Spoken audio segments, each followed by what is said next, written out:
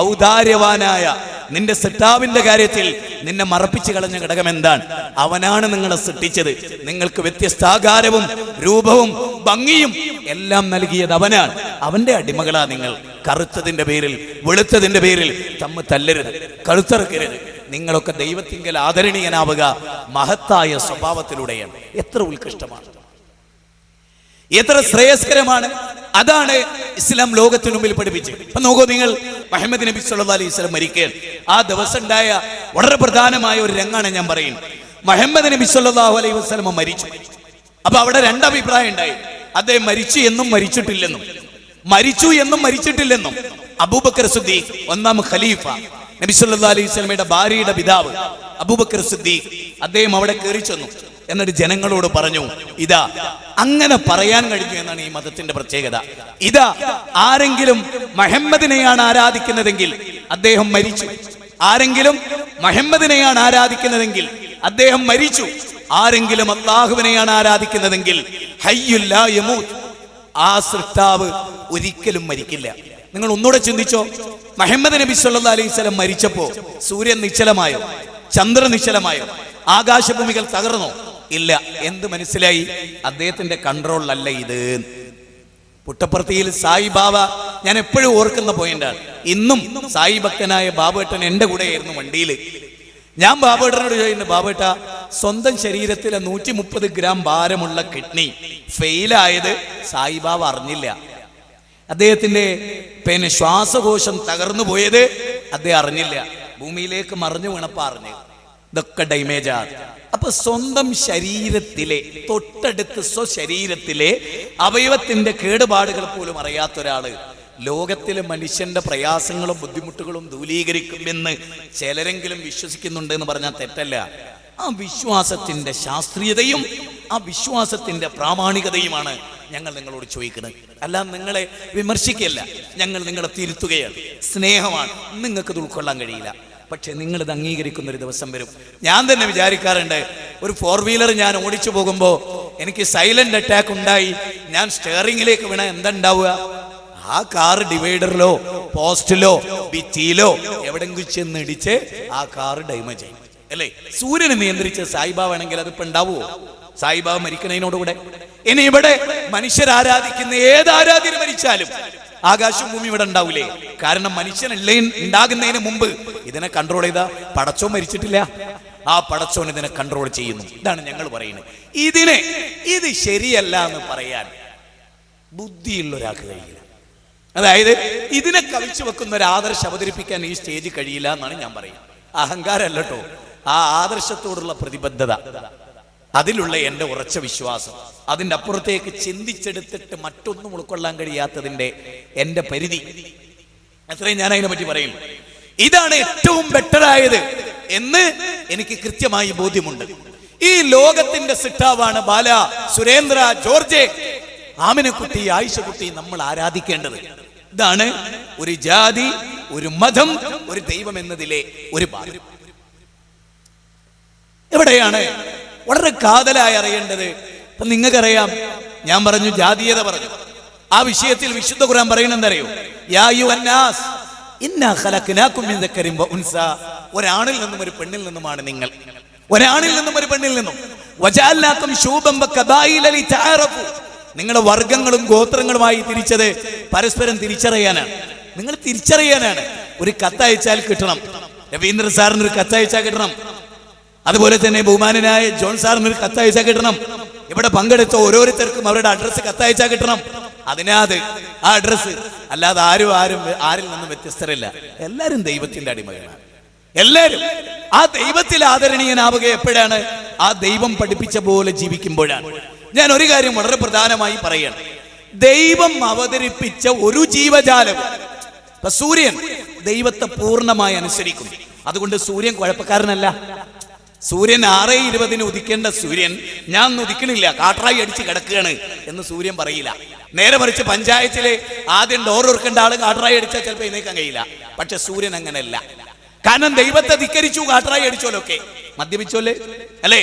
നേരെ മറിച്ച് സൂര്യൻ മദ്യപിക്കുന്നില്ല. സൂര്യൻ അനാസയില്ല. സൂര്യൻ ദൈവത്തെ ഖുർആൻ പറയാണ്, വശംസു തജ്രി ലിമുസ്തഖറിൻ ലഹാ ദാലിക തഖദീറുൽ അസീസുൽ അലീം വൽ ഖമറ ഖദ്ദർനാഹു മനാസില. വിശുദ്ധ ഖുർആനിലെ 36-ാം അധ്യായം 38-ാമത്തെ വചനം. അതിൽ പറയാണ്, സൂര്യൻ ഒരു നിശ്ചിത പദമേഖലയിലൂടെ വകുല്ലും ഫീ ഫലഖി യസ്ബഹൂൻ, അതിന്റെ ഭ്രമണമണ്ഡലത്തിലൂടെ നീന്തി തുടിക്കുന്നു. അപ്പൊ സൂര്യൻ കൃത്യമായി സഞ്ചരിച്ചു കൊണ്ടേയിരിക്കുന്നു. ആ സൂര്യന്റെ സഞ്ചാരം അത് കൃത്യമാണ്. ഇതാണ് എന്റെ പോയിന്റ്. സൂര്യനെ ആരാണ് കൺട്രോൾ ചെയ്യുന്നത്? ആ സൂര്യൻ ദൈവത്തിന്റെ കൽപ്പന അനുസരിക്കുന്നു ഖുർആൻ പറഞ്ഞു. ഖുർആനിലെ 33-ാം അധ്യായം 70, 73, 74 വചനം വായിച്ചാൽ നിങ്ങൾക്ക് കിട്ടും. എന്താ കിട്ടുക? സൂര്യൻ ദൈവത്തിന്റെ കൽപ്പന അനുസരിക്കും. അതുകൊണ്ടാണല്ലോ പ്രപഞ്ചത്തിലെ മറ്റൊരു വസ്തുവും ഒരു പ്രശ്നമില്ലാത്ത. നേരെ മറിച്ച് മനുഷ്യന്റെ ഒരു പ്രത്യേകത, ഒരു ജന്തുവും പ്രപഞ്ചത്തിൽ നാശം ഉണ്ടാക്കണില്ല. നേരെ മറിച്ച് മനുഷ്യനെ നന്മയും തിരഞ്ഞെടുക്കാം, തിന്മയും തിരഞ്ഞെടുക്കാം. അതിനുള്ള സ്വാതന്ത്ര്യം മനുഷ്യനുണ്ട്. അതുകൊണ്ട് തന്നെ അവൻ കലാപകാരിയുമാകാം, അവൻ സമാധാനത്തിന്റെ വെള്ളരിപ്രാവുമാവാം. അവിടെയാണ് വളരെ പ്രധാനമായി ഈ സൂര്യന് ഒരു മതമുണ്ട്. ഞാൻ പറയുന്നു അത് ഇസ്ലാമാണ്. സൂര്യന്റെ മതം ഇസ്ലാമാണ്. ചന്ദ്രന്റെ മതം ഇസ്ലാമാണ്. ഈ പ്രപഞ്ചത്തിലെ അത് ഏകകോശ ജീവിയായ ഹമീബ മുതൽ ബഹുകോശ ജീവിയായ നീലത്തിമിംഗലം വരെ സ്വീകരിച്ച മതം ഇസ്ലാമാണ്. ഇസ്ലാം എന്നുള്ള പദത്തിന്റെ അർത്ഥം സമാധാനം, സമർപ്പണം എന്നാണ്. ആരോടുള്ള സമർപ്പണം? ഈ പ്രപഞ്ചത്തിന്റെ നാഥനോടുള്ള സമർപ്പണം. ഈ അന്തരീക്ഷത്തിൽ പാറി നടക്കുന്ന ഈ പ്രാണിയില്ലേ, അതിന്റെ കാലുകളില്ലേ, അതിന്റെ ചിറകുകളില്ലേ, അതിന്റെ ചിറകിന്റെ മൂളക്കമില്ലേ, അതിനെ സംവിധാനിച്ചവൻ ആരോ അവനെ, ആ സൃഷ്ടാവിനെ അവനെ ആരാധിക്കണമെന്ന് പറഞ്ഞാൽ അത് വർഗീയതയാണെന്ന് പറയാൻ എങ്ങനെ സാധിക്കും? ആ പുഷ്പമേ അധിക തുങ്കപദത്തിൽ എന്ന് കുമാരനാശാന്റെ വീണപൂവിൽ പറഞ്ഞില്ലേ, ആ പന്നീർപ്പൂവിന്റെ എതളുകൾക്ക് മനോഹാരിത നൽകുകയും അതിന് സുഗന്ധം നൽകുകയും ചെയ്ത പ്രപഞ്ചത്തിന്റെ നാഥനാരാ ദേവാ എന്ന ചോദ്യത്തിന് എന്റെ പ്രിയപ്പെട്ട ദേവൻ മറുപടി പറയണം എന്നാണ് ഞാൻ പറയുന്നത്. അവനാകുന്നു ലോകത്തിന്റെ സൃഷ്ടാവ്. ഏകം സത്വഹുദാ വിപ്രാവതന്തി യോ ദേവാ നാം നാമത ഏകേവ ഓം സദേ സമസ്തേ സർവലോകാശ്രയായ, സർവലോകങ്ങൾക്കും സർവഭൂഖണ്ഡങ്ങൾക്കും ആശ്രയിക്കാൻ പറ്റിയ തമീശ്വരാണം പരമം മഹേശ്വരം താം ദേവദാനാം പരമം ച ദൈവതം പതിം പദീന പരമം പരസ്താത് വിധാമദേവം ഭുവനേശ്വമേഠ്യം. വേദം പറഞ്ഞതാണ്. എല്ലാ പരമാരാധ്യന്മാരുടെയും ആരാധ്യനായ ലോകത്തിന്റെ ഈശ്വരൻ, എല്ലാ പതികളുടെയും ആരാധ്യനായ പ്രപഞ്ചത്തിന്റെ നാഥൻ, എല്ലാവരുടെയും ആരാധ്യൻ, ലോകത്തിന്റെ സൃഷ്ടാവ്, അവനെ ആരാധിക്കണമെന്നാണ് ഇസ്ലാം ലോകത്തോട് പറയുന്നത്. അതുകൊണ്ടാണ് മുഹമ്മദ് നബിയുടെ പ്രതിമയില്ലല്ലോ. നിങ്ങൾ നോക്ക്, രസകരമായ ഒരു പോയിന്റിലൂടെ ഞാൻ ആരുടെയും വിശ്വാസത്തെ ചോദ്യം ചെയ്യില്ല. എൻ്റെ മനസ്സിന്റെ ആഗ്രഹം, ഞാൻ പഠിച്ചൊരു മഹാതത്വം ഞാൻ വിശ്വസിക്കുന്നു. ആ തത്വത്തിന് എതിരായി ജീവിക്കുന്നവരെ കാണുമ്പോൾ എൻ്റെ സഹോദരനെ തിരുത്തേണ്ടതുണ്ടല്ലോ എന്ന് എൻ്റെ മനസ്സിന്റെ വിശാലത, അങ്ങനെ പഠിപ്പിക്കപ്പെട്ട തത്വത്തിന്റെ വിശാലത സഹോദരങ്ങളെ. അതുകൊണ്ടാ പറയുന്നത്, വേദം വളരെ കണിശമായി ഇത് പറഞ്ഞാൽ അത് കേൾക്കാൻ നമ്മൾ ബാധ്യസ്ഥരാണ്. ഒരു വേദഗ്രന്ഥം നമ്മളോട് സംസാരിക്കുക, എന്നിട്ട് നമ്മൾ ആ വേദത്തിന്റെ ആളുകളാവുക, എന്നിട്ട് നമ്മൾ ആ വേദത്തിനെതിരെ ചെയ്യുക പാടില്ല. ഇപ്പൊ നിങ്ങൾക്കറിയാം, യേശുക്രിസ്തു 8-ാം നാള് പരിച്ഛേദനം ചെയ്തു എന്ന് ബൈബിൾ പറയാണ്. പക്ഷെ ക്രിസ്ത്യാനികൾ ചെയ്യുന്നുണ്ടോ? ആലോചിക്കേണ്ടതാണ്. യേശുക്രിസ്തു താടി ഉണ്ടായിരുന്നു യേശുക്രിസ്തുവിനെ, പക്ഷെ ക്രിസ്ത്യാനികളല്ല അത് അംഗീകരിക്കുന്നുണ്ടോ? ബൈബിളിലെ ലേഖനത്തിൽ തന്നെ കാണാം, താടിയുടെ അറ്റം പോലും കട്ട് ചെയ്യരുത്. ലേവ്യ പുസ്തകത്തിൽ താടിയുടെ അറ്റം പോലും കട്ട് ചെയ്യരുത് അല്ലേ? എത്ര കഷ്ടദ്വൈപായന വേദവ്യാസൻ ഭവിഷ്യൽ പുരാണത്തിൽ തുടങ്ങുന്നതിനെങ്ങനെ? ലിംഗച്ഛേദശിഗാഹീന, അവർ ചേലാകർമ്മം ചെയ്യും, താടി നീട്ടും, കുടുംബ വെക്കുകയില്ല, അവർ ബാങ്ക് കൊടുക്കും, പന്നിമാംസമൊഴികെ മിക്ക മാംസങ്ങളും കഴിക്കും എന്നൊക്കെ പറഞ്ഞവരുടെ യോഗ്യത പറഞ്ഞിട്ടുണ്ട്. അപ്പൊ അതൊന്നും ഒരു തീവ്രവാദത്തിന്റെയോ ഭീകരവാദത്തിന്റെയോ അടയാളങ്ങളല്ല. പഠിക്കായികയാണ് നമ്മുടെ പ്രശ്നം, അതെനിക്ക് ഉറപ്പാണ്. അറിഞ്ഞിരുന്നുവെങ്കിൽ ആർക്കും ശത്രുവല്ല, ആർക്കും സ്നേഹേ തോന്നും. എന്റെ സഹോദരൻ ഇങ്ങനെ ആയി പോയല്ലോ, അവനെ തിരുത്തേണ്ടതുണ്ടല്ലോ. മദ്യപാനി സ്വർഗരാജ്യം അവകാശപ്പെടുത്തുകയില്ല എന്ന ബൈബിളിലെ വാചകം വായിച്ചു കൊടുക്കാൻ, മദ്യപാനി ഏറ്റവും വലിയ തിന്മയുടെ ആളാണെന്ന പ്രവാചകന വചനം വായിച്ചു കൊടുക്കാൻ, അങ്ങനെ തുടങ്ങി ഏതേത് കാര്യങ്ങളിൽ അതിലേറ്റവും പ്രധാനമാണ് ഏകദൈവാരാധനയുമായി ബന്ധപ്പെട്ട നമ്മുടെ ചർച്ച. ആരെയാണ് ആരാധിക്കേണ്ടത്, അതെല്ലാവരും ചർച്ച ചെയ്യേണ്ടതാണ്. അവിടെയാണ് നിങ്ങൾ നോക്ക്, BR അംബേദ്കറിന്റെ പ്രതിമ തകർക്കപ്പെട്ടു, 4 ആളാണ് കൊല്ലപ്പെട്ടത്. പ്രതിമ നശിപ്പിക്കുമ്പോഴൊക്കെ അവിടെ വർഗീയ കലാപം ഉണ്ടായിട്ടുണ്ട്. നേരെ മറിച്ച് മുഹമ്മദ് നബിയുടെ പ്രതിമ തകർക്കപ്പെട്ടോ ഇല്ല, കലാപമുണ്ടായോ ഇല്ല. അപ്പൊ കലാപമില്ലാതാക്കാൻ ബിംബമില്ലാത്തൊരവസ്ഥ നല്ലതാണ് എന്നാണ് ഞാൻ പറയുന്നത്. എന്നാൽ അതോട് ചേർത്ത് വായിക്കേണ്ട ഒരു കാര്യം കൂടിയുണ്ട്. ഒരാളുടെ ബിംബാരാധനയെ എനിക്ക് കൈകൊണ്ട് എതിർക്കാൻ പാടുണ്ടോ? തച്ച് തകർക്കാൻ പാടുണ്ടോ? വലാ തസുബ്ബുല്ലദീന യദൂന മിൻ ദൂനില്ലാ. ദൈവത്തിന് പുറമെ, അല്ലാഹുവിന് പുറമെ മറ്റുള്ളവരെ ആരാധിക്കുന്ന ആരാധ്യന്മാരെ നിങ്ങൾ ചീത്ത വിളിക്കരുത് എന്ന് ഖുർആൻ പറയുന്നു. 6-ാം അധ്യായം 108-ാമത്തെ വചനം. മാത്രമല്ല, അവരുടെ ആരാധന നടക്കട്ടെ, നിലനിൽക്കട്ടെ, ആരെയും നിർബന്ധിക്കരുത് എന്ന് ഖുർആൻ. ലാ ഇക്റാഹ ഫിദ്ദീൻ ഖദ് തബയ്യന അർ-റുശ്ദു മിനൽ ഗയ്. ഖുർആനിലെ 2-ാം അധ്യായം 156-ാമത്തെ വചനമാണ്, 256. അതിൽ പറയുന്നത് മതത്തിൽ ബലാത്കാരമില്ല, ഒരാളും ഒരാളെയും നിർബന്ധിക്കരുത്. നന്മയും തിന്മയും ഇവിടെ വേർതിരിഞ്ഞിട്ടുണ്ട്. ഞാൻ ചോദിക്കട്ടെ, ആധുനിക ലോകത്തെ എന്തെല്ലാം പഠനങ്ങൾ നമ്മൾ നടത്തുന്നു? ദിനേനെ അവനവന്റെ പാർട്ടിയുടെ പത്രം വായിക്കുന്ന ആ ഒരു ശുഷ്കാന്തിയെങ്കിലും വേദം വായിക്കാൻ ഉണ്ടായിട്ടുണ്ടോ? ഇല്ല. ഞാൻ കഴിഞ്ഞ ദിവസം കരുനാഗപ്പള്ളിയിൽ പ്രസംഗം കഴിഞ്ഞിരുന്നപ്പോൾ ഹൈന്ദവ മതത്തിന്റെ പ്രതിനിധി എൻ്റെ മുമ്പിൽ കൈകൂപ്പി ഇങ്ങനെ നിന്നുകൊണ്ട് പറഞ്ഞു, കുറേയൊക്കെ പഠിക്കാനുണ്ടല്ലേ. ഞാൻ വിചാരിച്ചത് ഹിന്ദുമതം ഞാനാണ് കൂടുതൽ പഠിച്ചത് എന്നാണ്. അപ്പം നമുക്കൊക്കെ അങ്ങോട്ടും ഇങ്ങോട്ടും കുറേ പറയാനും കേൾക്കാനും ഉണ്ടല്ലേ എന്ന് അദ്ദേഹത്തിനോട് ചോദിക്കുകയുണ്ടായി. ഇത് തന്നെയാണ് ആവശ്യം. കേട്ടില്ലേ നമ്മൾ? ഞാൻ ഈ കൊല്ലം ജില്ലയിലെ പ്രസംഗിക്കാൻ പോയപ്പോൾ ആനത്തലവട്ടം ആനന്ദൻ അന്ന് MLA ആണ്. ഞാനതൊരു അനുഭവം പറയും. അദ്ദേഹം ഉദ്ഘാടനം ചെയ്തു. അദ്ദേഹം പെട്ടെന്ന് മതത്തെയൊക്കെ ആക്ഷേപിച്ച് ഇറങ്ങിപ്പോവുകയാണ്. അപ്പൊ ഇറങ്ങിപ്പോകുമ്പോൾ തന്നെ ഞാൻ കയറിയിട്ട് പറഞ്ഞു, സർ ഇത് ശരിയല്ല സർ, നിങ്ങളോട് ഞങ്ങൾ പറഞ്ഞിരുന്നു ഈ പ്രോഗ്രാം അവസാനിക്കുന്നവരെ ഇരിക്കണം. ആ കരാറിൽ ഒപ്പുവെച്ചതിന് ശേഷമാണ് നമ്മൾ ഈ പ്രോഗ്രാമിൽ വന്നത്. ഞാൻ നിങ്ങളെ തിരുത്തുകയെന്ന് കരുതരുത്. ഏത് കാലവും നിങ്ങൾ മരിക്കണവരെ എങ്ങനെയായി പോവും. മതത്തെ ചീത്ത പറയും, നിങ്ങൾ എണീറ്റ് പോവും. മതക്കാർക്ക് പറയാനുള്ള നിങ്ങൾ കേൾക്കൂല. അതുകൊണ്ട് നിങ്ങൾ അങ്ങനെ ആയിത്തീരും. അതുകൊണ്ട് നിങ്ങളിത് ചെയ്ത് ശരിയായില്ല സാർ. സദസ്സിലൊക്കെ പറഞ്ഞു ഞാൻ അദ്ദേഹത്തെ അനാദരിച്ചു. പക്ഷേ പിന്നെ എന്തുണ്ടായിന്നറിയോ? അടുത്ത ഓണം ആഘോഷത്തിൽ മതസൗഹാർദ്ദ സമ്മേളനത്തിൽ അദ്ദേഹമായിരുന്നു ഉദ്ഘാടകൻ, ഞാൻ മുഖ്യ പ്രഭാഷകനും. അന്ന് അദ്ദേഹം ഉദ്ഘാടനം എന്നെ കണ്ട ഉടനെ തന്നെ ചിരിച്ചിട്ട് അദ്ദേഹം കയറി ഉദ്ഘാടനം എന്ന് പറഞ്ഞു. എൻ്റെ ബഹുമാന സഹോദരൻ ബാലുശ്ശേരി കഴിഞ്ഞ ഒരു പരിപാടിയിൽ എന്നെ രൂക്ഷമായി വിമർശിച്ചു. പക്ഷേ ആ വിമർശനം ഞാൻ ചെവിക്കൊണ്ടു. ശരിയാണല്ലോ, ഞാൻ മതത്തെ എതിർത്ത് പ്രസംഗിക്കുകയും മതക്കാർക്ക് പറയാനുള്ളത് കേൾക്കാതെ പോവുകയും ചെയ്തത് ശരിയല്ല എന്ന് എനിക്ക് തോന്നി. അതുകൊണ്ട് ഞാൻ എൻ്റെ അനുജന്റെ പ്രസംഗം കേൾക്കാനിരിക്കുന്നു എന്ന് പറഞ്ഞ് അദ്ദേഹം കേട്ടു.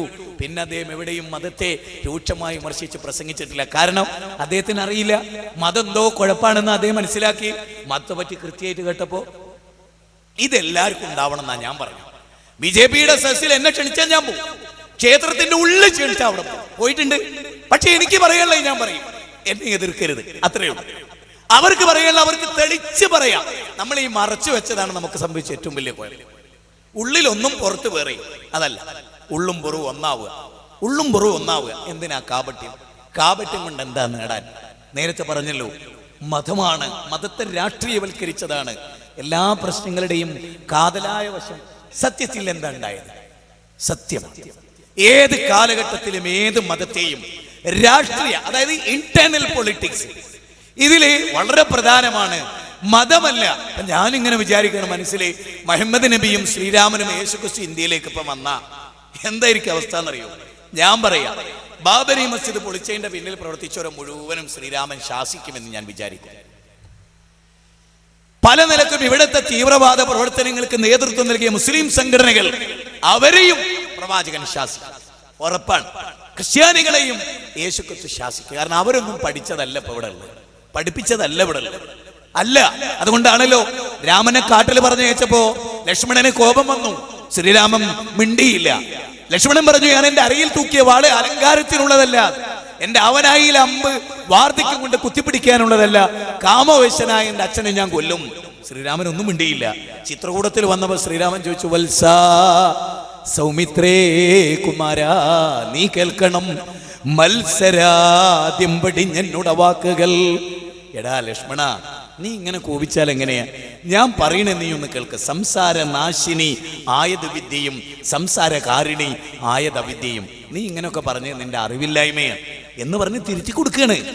ആ ശ്രീരാമനെ എന്തോ മുസ്ലിങ്ങൾക്കെതിരെയുള്ളൊരു കഥാപാത്രമായി അവതരിപ്പിച്ചതിന്റെ പിന്നിൽ രാഷ്ട്രീയമുണ്ട്.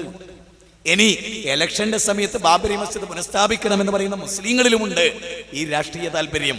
നമുക്ക് ബാബരി മസ്ജിദ് മറക്കാതിരിക്കുക എന്നത് ആരാധനയുമായി ബന്ധപ്പെട്ട് ഓർത്തിട്ടൊന്നുമില്ല.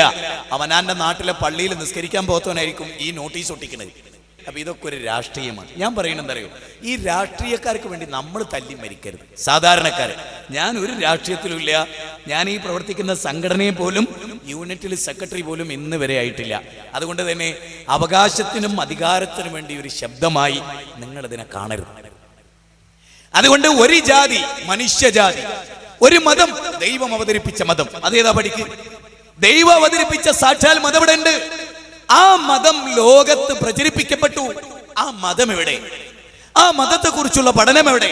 ഒരേ ഈശ്വരന്റെ വായും വെള്ളവും വിശ്വസിച്ച നാം എന്തുകൊണ്ട് ആ സിട്ടാവിനെ തിരിച്ചറിഞ്ഞില്ല?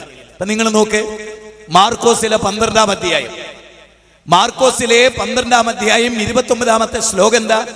ഇസ്രായേലി ഭവനത്തിൽ നിന്നും അടിമദേശത്തിൽ നിന്നും നിന്നെ കൊണ്ടുവന്നവനായ ഞാനാകുന്ന നിന്റെ കർത്താവ്. മേലെ സ്വർഗത്തിലുള്ളതിന്റെയോ താഴെ ഭൂമിയിലുള്ളതിന്റെയോ വെള്ളത്തിനടിയുള്ളതിന്റെയോ ഒന്നിന്റെയും പ്രതിമാരുത്. അവക്ക് മുമ്പിൽ നീ സാഷ്ടാംഗം പ്രണമിക്കരുത്. എത്ര വ്യക്തമാണ് വാചകം. എന്തിന്?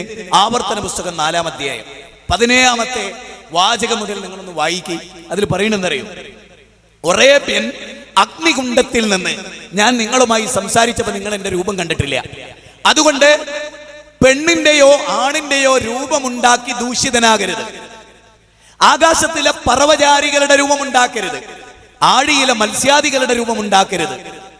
ഉരകവർഗങ്ങളുടെ രൂപമുണ്ടാക്കരുത്. ഒന്നിന്റെയും രൂപമുണ്ടാക്കി നീ ദൂഷിതനാകരുത്. ഇത് ബൈബിളിലുള്ള. പക്ഷെ ക്രൈസ്തവ ലോകത്തിന്റെ അവസ്ഥ എന്താ? ഇപ്പൊ മുഹമ്മദ് നബി മരിക്കുമ്പോ പറഞ്ഞിട്ടുള്ള വളരെ പ്രധാനമായ ഒരു വാചകം, നിങ്ങൾ എന്റെ ഖബറിനെ ആരാധിക്കുന്ന ബിംബമാക്കരുത് എന്ന്. ഖബറ് ആരാധന. ഇപ്പൊ പാലക്കാട് നാട്ടുകൽ, അവിടെ ഒരു കരിങ്കല്ല് ആരാധിക്കുന്നു. ഹൈന്ദവര് പോലും കരിങ്കല്ല് ആരാധിക്കുന്നില്ല. ഹൈന്ദവർ ഒരു ബിംബമുണ്ടെങ്കിൽ ആ ബിംബത്തിന് പ്രതിദാനം ചെയ്യുന്ന ഒരു നേതാവുണ്ട്, ഒരു മഹാനുണ്ട്. ഇപ്പൊ കെ പരമേശ്വരൻ പിള്ള എഴുതിയ ഹിന്ദുധർമ്മ പരിചയം, ആ ബുക്ക് വായിക്കണം. ആ ഹിന്ദുധർമ്മ പരിചയത്തിൽ കെ പരമേശ്വരൻ പിള്ള പറയാണ്, അദ്ദേഹം എഴുതുകയാണ്, ഒന്നോ പലതോ എന്നതിൽ ഒരു ചാപ്റ്റർ ഉണ്ട്, 21-ാമത്തെ അധ്യായം 148-ാമത്തെ പേജ്, 3-ാമത്തെ പാരഗ്രാഫ്, 1-2 വരി. അതിൽ പറയാണ്, ഒരു ദേവിയും ദേവനും സ്വന്തമായി കഴിവില്ല. ഒരു പുൽക്കൊടി നീക്കണമെങ്കിൽ പോലും ദേവിക്കും ദേവനും സാക്ഷാൽ പടച്ചോൻ കഴിവ് കൊടുക്കണം. അവിടെയാണ് ഞാൻ നിങ്ങളോട് പറയുന്നത്, സാക്ഷാൽ പടച്ചോൻ കഴിവ് കൊടുത്താലേ ഒരു ദേവിക്കും ദേവനും പ്രവർത്തിക്കാൻ കഴിയുമെങ്കിൽ ആ സാക്ഷാൽ ഈശ്വരനോട് പ്രാർത്ഥിച്ചാ പോരെ, അവനോട് ചോദിച്ചാ പോരെ. ഈ മഹാപ്രപഞ്ചം നിയന്ത്രിക്കുന്ന നാഥനോട് ചോദിച്ചാ പോരെ. ഈ കൈപ്പിടി വലിപ്പുള്ള ഹാർട്ടിന് വേദന വരുമ്പോ ഇതാ ഞങ്ങൾ ചോദിക്കണേ. ഏതുപോലെ ഇപ്പൊ നമ്മള് കടമ്പഴിപ്പുറത്ത് നിന്ന് നമ്മളിങ്ങനെ രാത്രി കാത്തു നിൽക്കുകയാണ്. അപ്പൊ കുറെ വാഹനങ്ങൾക്ക് കൈ കാണിച്ചു, ആരും നിർത്തിയില്ല. അവസാനം ഒരു കാറുകാരൻ നിർത്തി. നിങ്ങൾ എങ്ങോട്ടാന്ന് ചോദിച്ചു. പെരിന്തൽമണ്ണയിലെ കാർ. പെരിന്തൽമണ്ണയുടെ ടാക്സി സ്റ്റാൻഡിൽ അദ്ദേഹത്തെ കൊണ്ടുപോയി ഇറക്കി. ശരിക്ക് ചിന്തിക്കണം കേട്ടോ പോയിന്റെ. വളരെ കഷ്ടപ്പെട്ട് ഈ റൂട്ടിൽ നിന്ന് ഒരാൾ ടാക്സി അയാളുടെ കാറിൽ കയറ്റി പെരിന്തൽമണ്ണയിലെ ടാക്സി സ്റ്റാൻഡിൽ ഇറക്കി കൊടുക്കുമ്പോ ഈ ഇറങ്ങിയ യാത്രക്കാരൻ അവിടെ നിർത്തിയിട്ട ടാക്സിക്കാരനോട് താങ്ക്സ്, വലിയ നന്ദി ഉണ്ടിട്ടോ എന്ന് പറഞ്ഞാൽ എന്തായിരിക്കും ഇതിന്റെ ഒരു അത്ഭുതം? അതായത് അയാളെ കൊണ്ടുവന്ന കാറുകാരനില്ലേ, നന്ദി കെട്ടവൻ. ഞാൻ അവിടെ നിന്ന് ഈ കടമ്പുഴിപ്പുറത്ത് നിന്ന് ഇയാളെ കയറ്റി പെരിന്തൽമണ്ണ എത്തിച്ചു കൊടുത്തിട്ട് അവിടെ നിർത്തിയിട്ട ടാക്സിക്കാരനോട് അയാൾ നന്ദി പറഞ്ഞ്.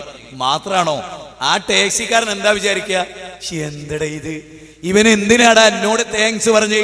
അതുപോലെ നമ്മുടെ ദൈവത്തിന്റെ വായു ശ്വസിച്ച് നന്ദി ശ്രീരാമന്, ദൈവത്തിന്റെ വെള്ളം കുടിച്ച് നന്ദി മുഹമ്മദ് നബിക്ക്, ദൈവത്തിന്റെ വായു ശ്വസിച്ച് നന്ദി പിശാരിക്കാവിൽ അമ്മക്ക്, യേശു ക്രിസ്തുവിന്, മൊയ്തീൻ ശൈഖിന്, വേളാങ്കണ്ണി മാതാവിന്, ഉള്ളാളം നിങ്ങൾക്ക്, ഭീമാ ഉമ്മിച്ചക്ക്, തെരുവത്ത് ദേവിക്ക്.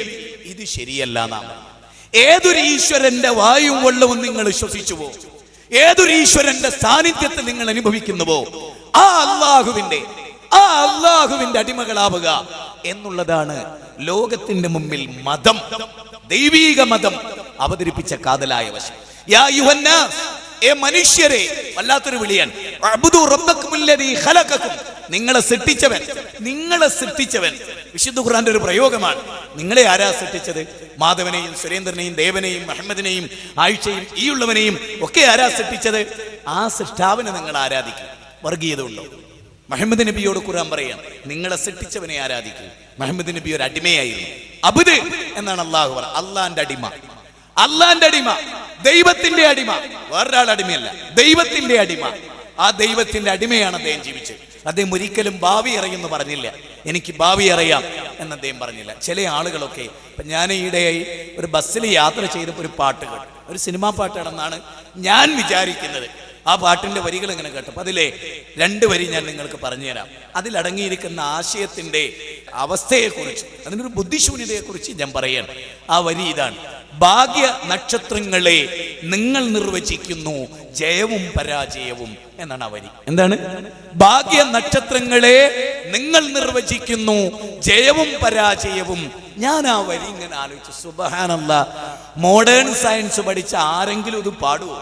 മോഡേൺ സയൻസ് നമ്മൾ ഇന്ന് കാണുന്ന നക്ഷത്രങ്ങളില്ലേ, അതിൽ പലതും എത്രയോ കൊല്ലങ്ങൾക്ക് മുമ്പ് മരിച്ചു പോയതാണ്, നശിച്ചു പോയതാണ്. നക്ഷത്രങ്ങൾക്ക് നാശമുണ്ട്, നക്ഷത്രങ്ങൾക്ക് ബുദ്ധിയില്ല, നക്ഷത്രങ്ങൾക്ക് വിവേകമില്ല, നക്ഷത്രങ്ങൾക്ക് മനുഷ്യ ജീവിതത്തിൽ ഇടപെടാൻ കഴിയില്ല. ഒരു ശാസ്ത്രം കൊണ്ട് തെളിയിക്കാൻ കഴിയില്ല. ഒരു നക്ഷത്രം മനുഷ്യ ജീവിതത്തിന്റെ ഭാഗ്യവും നിർഭാഗ്യവും നിർണ്ണയിക്കുന്നു. നക്ഷത്രങ്ങൾക്ക് തന്നെ അതിന്റെ ഭാഗ്യവും നിർഭാഗ്യവും നിർണ്ണയിക്കാൻ കഴിഞ്ഞിട്ടില്ല. പിന്നല്ലേ നക്ഷത്രങ്ങൾ നശിച്ചു പോകുന്നതാണ്. സൂര്യന് നാശമുണ്ട്. നാശമുള്ളത് എങ്ങനെ ബാക്കിയുള്ളവരുടെ ജീവിതം നിർണ്ണയിക്കും? അവിടെയാണ് ഇസ്ലാം എന്ത് പറയുന്നത്. നോക്ക്, ഒരു നമസ്കാരം കഴിഞ്ഞാൽ മുസ്ലിമിനോട് പറയാൻ പറഞ്ഞ വാചകം എന്തറിയോ? അല്ലാഹുമ്മ ലാ മാനിയ ലിമാ അഅതൈത വലാ മുഅതിയ ലിമാ മനഅത. ദൈവമേ, നീ തടഞ്ഞത് നൽകാൻ ഒരാളില്ല, നീ നൽകിയത് തടയാൻ ഒരാളില്ല. അപ്പൊ ഞങ്ങളുടെ വളരെ പ്രഗത്ഭനായ ഒരു പ്രാസംഗികന് ആക്സിഡന്റ് ഉണ്ടായി, മനയാണ്. ഞങ്ങളുടെ വിശ്വാസം എന്താ? ഈശ്വര നിശ്ചയമാണത്, പടച്ചോന്റെ തീരുമാനമാണത്. പടച്ചോന്റെ തീരുമാനമാണ് ജയാപജയങ്ങൾ. ഈ പ്രപഞ്ചത്തിന്റെ നാഥനാണ് ഓരോ മനുഷ്യന്റെയും ജയാപജയങ്ങൾ നിർണയിക്കുന്നത്. നക്ഷത്രത്തിനോ സൂര്യനോ ജ്യോത്സ്യന്മാർക്കോ തങ്ങന്മാർക്കോ ഒന്നും മനുഷ്യ ജീവിതത്തിന്റെ ജയാപജയങ്ങൾ നിർണയിക്കാനും ഭാവി പറയാനും സാധ്യമേ അല്ല എന്ന തിരിച്ചറിവ് നമുക്കുണ്ടാവണം. അതൊക്കെ അന്ധവിശ്വാസമാണ് മനുഷ്യരെ നശിപ്പിച്ച് എന്ന തിരിച്ചറിവ് ഈ വിഷയാവതരണത്തിൽ വളരെ പ്രധാനമാണ്. അവിടെയാണ് ഈശ്വരനിൽ ഭരമേൽപ്പിക്കുന്ന, പ്രപഞ്ചനാഥനിൽ ഭരമേൽപ്പിക്കുന്ന വിശുദ്ധ ഖുർആന്റെ ഒരു വാചകം കേൾക്കണോ നിങ്ങൾക്ക്? ഖലഖസ്സമാവാതി ബിഗൈരി അമദിൻ തറൗനഹ. നിങ്ങൾക്ക് കാണാൻ അവലംബമില്ലാത്ത തൂണുകളാൽ ആകാശത്തെ നാട്ടി നിർത്തിയ പ്രപഞ്ചനാഥൻ ഭൂമി നിങ്ങളെ